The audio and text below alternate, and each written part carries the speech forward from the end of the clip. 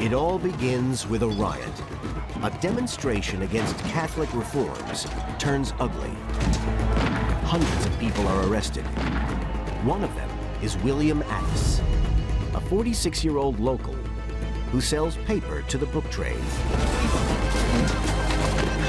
Dragged from the streets, Addis is condemned to serve time in Newgate.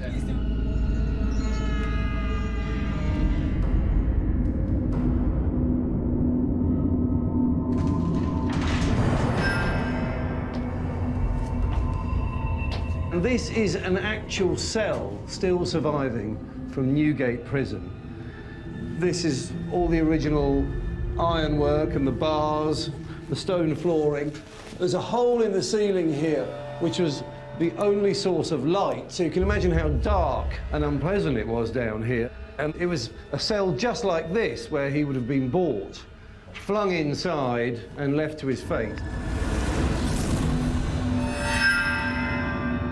Confined to one of these small cages, surrounded by dangerous and desperate men, Addis sets his mind to an unusual task. He saves a chicken bone from one of his meals and secretly starts to fashion it into a long, flat shape. Then, with a small nail, he starts to bore holes in one of the flattened ends.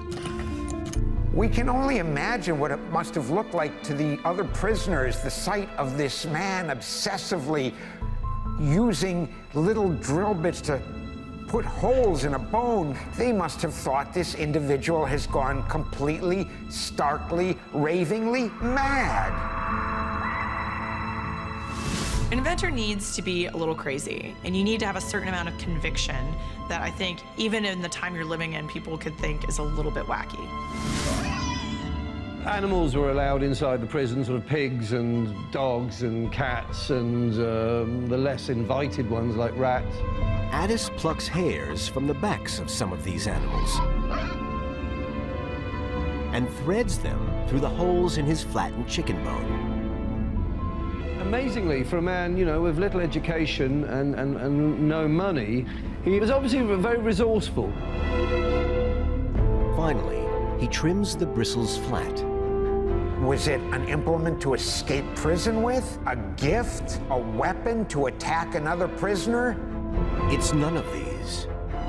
It is instead the prototype for the world's first mass-produced toothbrush. Nobody knows what inspires Addis to fashion a toothbrush in Newgate Prison, but one thing is certain. It's an invention which is desperately needed. The oral cavity of the day was a cesspool of bad breath, bacteria, and foul odors. While some people chew twigs to clean their teeth, most simply leave them to rot.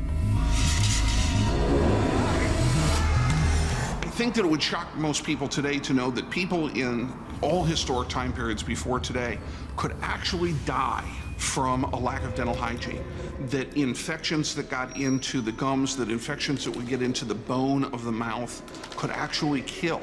Today that doesn't happen. Why not? Because we have a toothbrush. When Addis is released from Newgate Prison in 1780, he establishes a company to manufacture his prototype brush. Orders soon roll in. A toothbrush is an example of an invention that almost feels inevitable. This idea that we have to stay clean and we're gonna kind of naturally come up with the best tools to do that. At first, it's mostly wealthy families that buy his brushes. For the working man, a toothbrush is an extravagance. Instead, it's going to take over 100 years to get everyone brushing. And it's only going to happen because of an unprecedented world war.